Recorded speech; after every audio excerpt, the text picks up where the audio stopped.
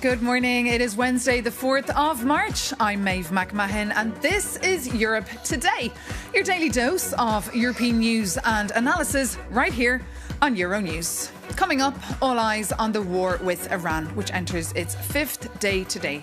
Overnight, strikes were reported in Iran and Lebanon, with the Iranian Red Crescent saying the death toll in Iran could soon be at 1,000. In Lebanon, meanwhile, more than 30,000 people have been displaced by the escalating violence. Meanwhile, the United Arab Emirates says it's been targeted by more than 1,000 attacks from Iran. And for his part, President Zelensky of Ukraine has pledged to send drone interceptors to the Middle East if regional leaders persuade Russia to end its war in Ukraine. And in Washington, President Donald Trump has warned the fighting could continue for weeks. This as Iran warns Europe to stay out of the conflict or face retaliation. For more on this, we can head straight over to Dubai, where our correspondent is standing by because, of course, Iranian drones and missile attacks have been fired towards the UAE in the past few days in response to the US-Israeli strikes on Iran. And while most attacks have been intercepted, some buildings there have, of course, been damaged, including the US consulate and Dubai International Airport. So, Jane, what is the situation there this morning? Good morning. As you mentioned, the US consulate here in Dubai Creek was hit overnight by a drone, resulting in a fire. Now, the UAE and Qatar are very much aligned that Iran has crossed a red line and, in fact, has lost its compass. The other breaking news overnight was that two Iranian sleeper cells were arrested in Qatar. And this will obviously send ruffles through the security community that there could be other Revolutionary Guard operatives active in other countries. Now, the Ministry of Foreign Affairs here in Dubai and also in Doha held press conferences yesterday, reassuring people that they have enough air defense ammunition to protect the countries. And of course, Jane, we announced this repeatedly to the public, and we want to reassure the public again. And if they hear pops and sounds coming out of the sky, that's actually a comforting sound. It's a comforting noise. What it means that the air defense system is functioning properly to intercept, destroy all of these threats. Silence is actually not good. Very disconcerting there, Jane, for people in Dubai. We all know Dubai, of course, as a magnet for both tourists and investors. Tell us, what about the people who've been stranded there in Dubai for the last couple of days? Well, of course, those repatriation flights are continuing out of DXB Airport. In fact, I had a friend who were on the DXB to London flight at 7:45 this morning. They told me it was pretty fluid going through the airport, very organised, which is pretty amazing considering, as you mentioned earlier, the airport was struck twice over the weekend on Saturday night into Sunday morning. Now, the other interesting thing that we're seeing here, it's not just people leaving the country. We are seeing repatriation flights back into the UAE as people wish to return home. OK. Jane Witherspoon, thank you so much there for that live update from Dubai. We'll keep, of course, a very close eye on the situation. Now, speaking alongside the German Chancellor Friedrich Merz in DC, President Donald Trump threatened to end trade ties with Spain, citing a lack of support over the European Union and Israel, or over the US and Israel attacks on Iran. Pedro Sanchez's socialist government said the conflict was unjustified and illegal. For more on this story, we can bring in our very own EU editor, Maria Tadeo, who's actually in Luxembourg for us this morning, reporting from the European Investment Bank talks. So, Maria, quite an escalation now between the US and Spain. Is there a ramp-off anyway, or any way to de-escalate here? Well, look, at this point, yes, the president of the U.S. lashed at Spain yesterday, saying that this is a country that has not been supportive in this military operation. Also, remember at the start of the week, the Spanish government said that it would not allow the bases located that belong to the U.S. in Spain to be used in this operation. And then went on to say, ultimately, at this point, I will instruct the U.S. Treasury Secretary to cut all ties with Spain. That is the equivalent of an economy minister, of a finance minister when it comes to the European Union. Of course, before we get into the details, Maeve, I think at this point, let's recap what happened last night, and then we can go into details. Spain has been terrible. In fact, I told Scott to cut off all dealings with Spain. Spain, first of all, it started when every European nation, at my request, paid 5%, which they should be doing. And everybody was enthusiastic about it, Germany, everybody. And Spain didn't do it. And now Spain actually said that we can't use their bases. And that's all right. We could use their base if we want. We could just fly in and use it. Nobody's going to tell us not to use it. But we don't have to. But they were unfriendly. So we're going to cut off all trade with Spain. We don't want anything to do with Spain. And that was, of course, the president of the U.S. saying he will now instruct what seems to be a sort of trade embargo on the country. However, yesterday night, sources close to the Spanish government told me that they believe that Spain is a reliable ally to NATO. They also said that there is a mutually beneficial relationship between the U.S. and Spain. If the United States wants to change that unilaterally, they will have to comply with international law. The fact that these are private companies operating among the two sides, and also the fact that there is a standing deal between the U.S. and the European Union. Sources close to the Spanish government also told me that at this point, Madrid does not seem to be panicking, ultimately saying if there are any repercussions to businesses at this point, they believe they can shield them with aid, but also by diversifying the supply chain. Nonetheless, of course, this is a very political story at this stage. For companies, it is a source of uncertainty. We know the Spanish Prime Minister will address the media at 9 p.m., but it is also political, and I would note, to an extent, also suitable for both. For President Trump, this is a message to his audience, but also the Spanish Prime Minister, this is also a message to his audience saying, I am the progressive man on the left, and I will face, if I have to, the President of the U.S. OK, Maria Tadeo, Euronews' EU editor there live from Luxembourg. Thank you so much for that update. We will come back to you a little bit later, though, in the programme. But now, EU heads of state and government are not planning any emergency EU summit on Iran for the time being. But the new Dutch Prime Minister, Rob Jetten, did pay a visit to the EU capital to introduce himself to the political establishment.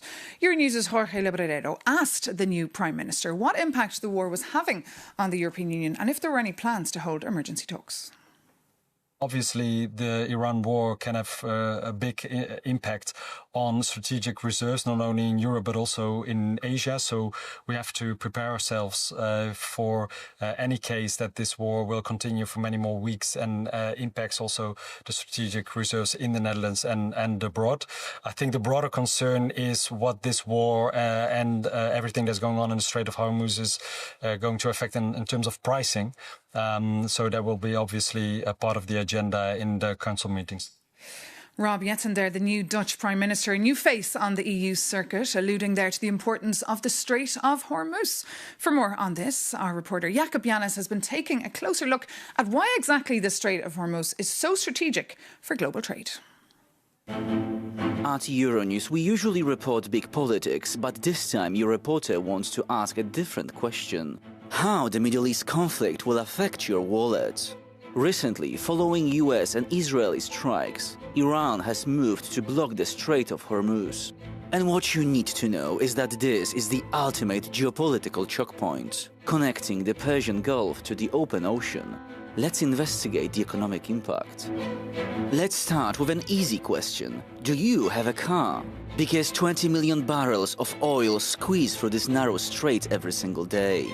And as drone attacks halt major shipping, global oil prices have surged. This means immediate price hikes at the pump and rising supermarket inflation, since shipping everyday goods will simply cost more. And what about your house? Because the strait is not just for oil. A massive portion of global LNG relies on this route. And following the attacks, Qatar halted its LNG facilities, sending European gas prices up to the moon. And since Europe needs this gas for heating and electricity, expect higher household bills. Finally, the timing could not be worse for Europe, as the continent now relies on shipped LNG. And as European reserves are dangerously low right now, a sustained blockade leaves the EU exposed to high price spikes. And that's not great. And climate activists argue this crisis exposes the true weaknesses of a world chained to fossil fuels. They are pushing for a faster shift to homegrown renewables to escape the geopolitical shocks exactly like this one. However, until that energy transition happens, it seems this tiny maritime choke point will dictate the cost of living for you and for me. Jakob Yanis there reporting for us on how this conflict, the longer it persists, the higher wholesale costs will feed through to, of course, our household bills and indeed the wider economy. For more on this angle, we can cross now back to Luxembourg to the European Investment Bank, where Euronews' EU editor Maria Tadeo is standing by for us. Yes, Maeve, good morning. We are here in Luxembourg at the annual European Investment Bank conference, A Stronger Europe in a Changing World. And to debrief, we are joined by the president of the bank, of course, and that is Nadia Calviño. Thank you very much for joining us today. We just heard on the show, however, this is a complex moment for Europe. Gas prices went up 50% on one day, added another 30% on a second day. Energy is the weakest point for the European Union. You talk about a stronger economy. Can Europe really stay strong in this very volatile context?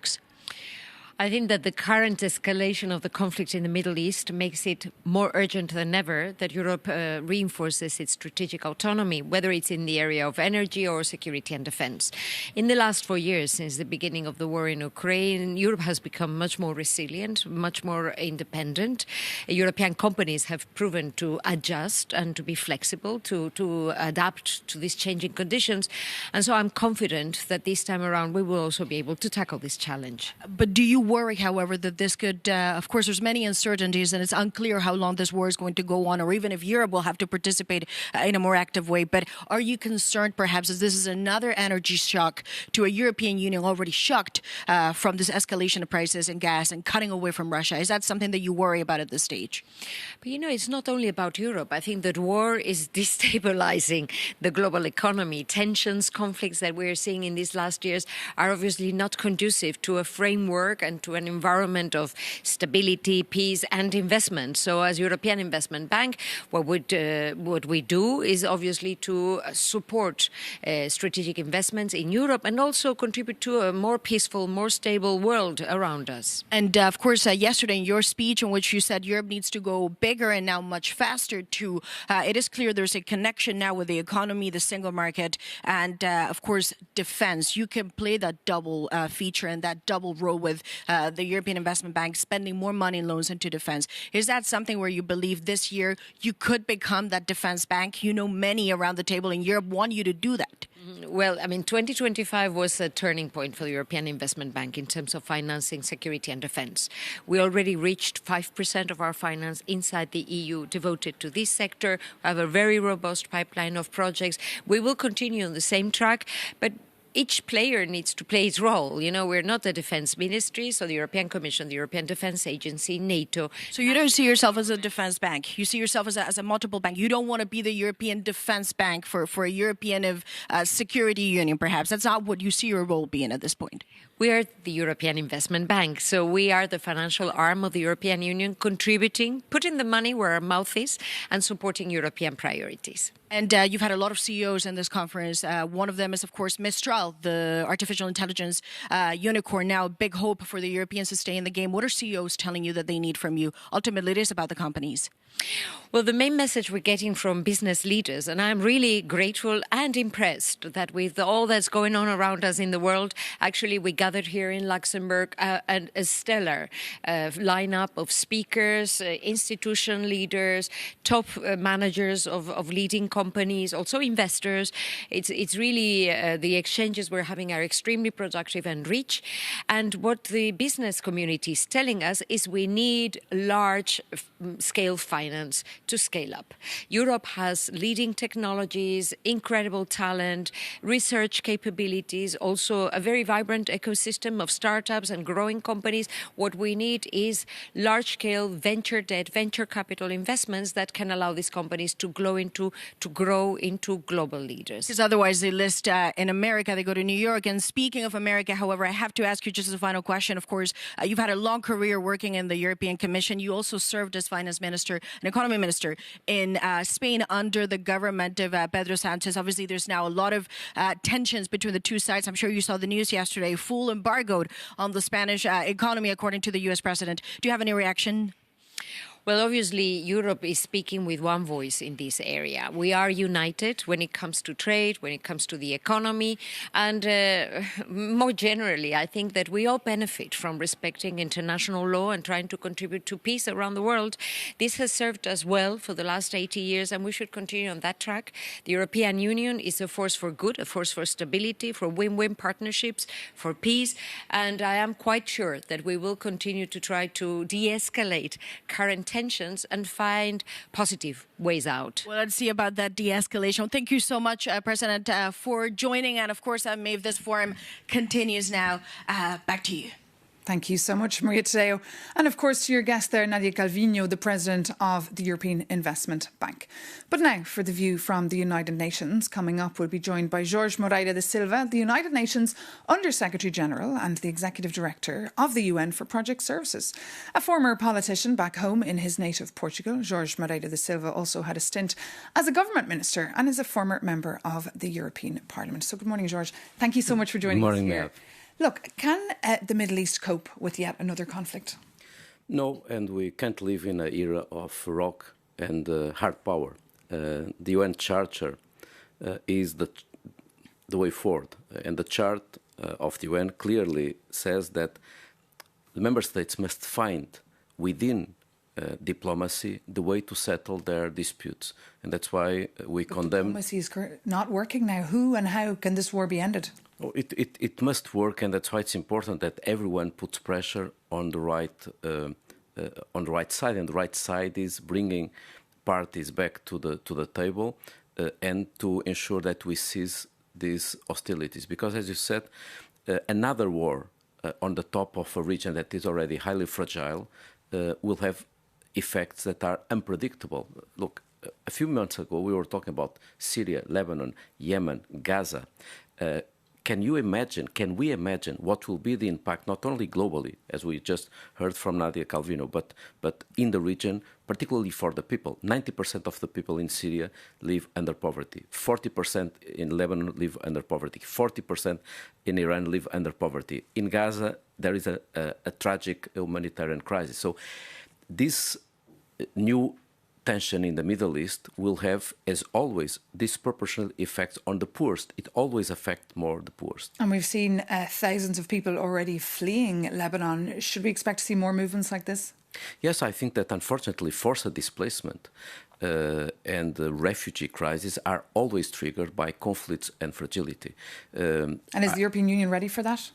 I think that nobody is ready for that, and that's why rather than addressing consequences or entering into scenarios about what will happen in case there is forced displacement, what will happen in case there is a massive impact on the energy sector. I think that we need to do whatever we can to de-escalate, to stop hostilities. And in the meantime, it's also important to respect fully the international law. Namely, this war was just initiated a couple of days after the big launch of Donald Trump's Board of Peace in DC. What's your view of the Board of Peace? Is it undermining your role at the UN? Well, our position at UN about the Board of Peace is very clear. It's framed within a Security Council resolution. That's why in the context of Gaza, because the Board of Peace is in the context of Gaza, that it was framed in a Security Council resolution, is opening discussions about reconstruction in Gaza. But the problem is, I visited Gaza months ago. I visited Gaza already 3 times in the last 28 months. And what I'm hearing from the people in Gaza is not expectations about reconstruction. Of course, they will want reconstruction, but they are more focused on what can I get now.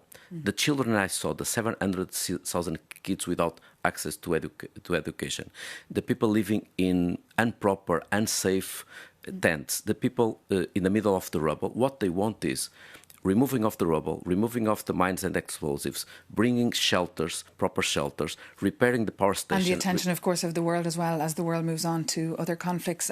George, we'll have to leave it there. Thank you so much for coming into us here on Euronews and speaking to us on Europe Today. And thank you so much for tuning in and joining us here on Europe Today on Euronews, as always. For more news and analysis, always you can visit euronews.com. Take care and bye for now.